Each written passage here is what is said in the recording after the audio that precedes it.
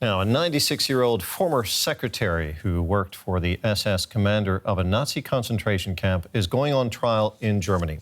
She's charged with more than 11,000 counts of accessory to murder. Prosecutors argue that she was part of the apparatus that helped the Stutthof death camp function more than 75 years ago. Yet a survivor of that same camp has told DW that it's too late now for prosecutions.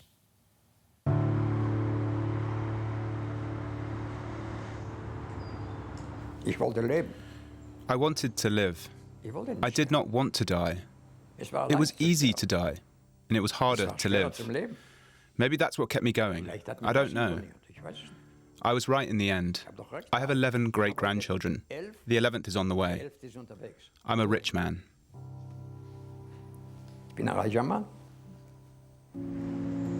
Being here is still a miracle for him. Abba Naor is one of the last survivors of the Shoah. The 93-year-old regularly travels from Israel to Germany to tell his story of how he spent his teenage years in concentration camps. Today he's visiting a World War II memorial in Munich. Born to a Lithuanian Jewish family in 1928, Naor was 13 when the Wehrmacht invaded his hometown. He and his family were sent to the Jewish ghetto there.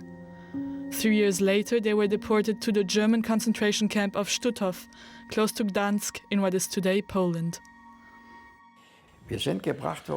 When we were brought to Stutthof, we were still halfway normal. We were dressed in our own clothes. Until then, we lived with our family in the ghetto, even though we were locked up.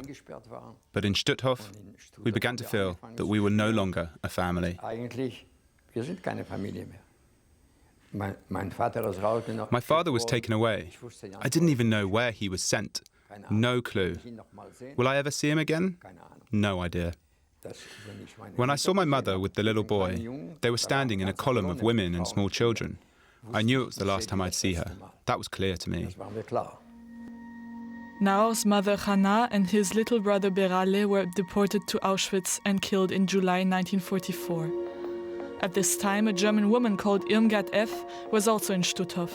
She was roughly the same age as Naor and serving as a secretary to the camp's commander.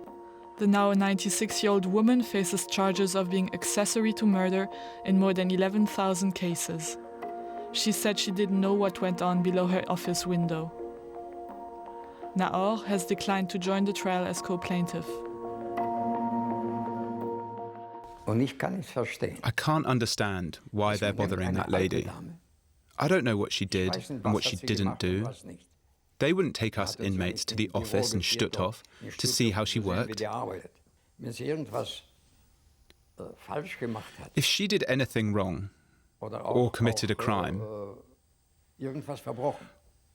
why did they wait until today?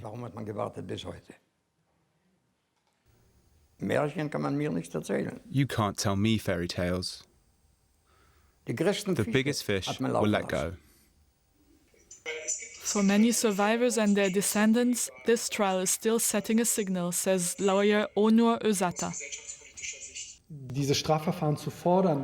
They're not demanding that these criminal proceedings as an act of revenge. It's also important to many survivors to testify.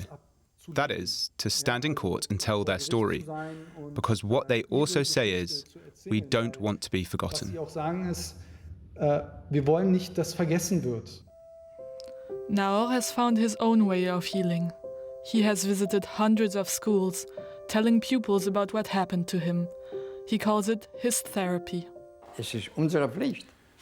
It's our duty to keep these kids awake, to explain what can happen if you're not careful.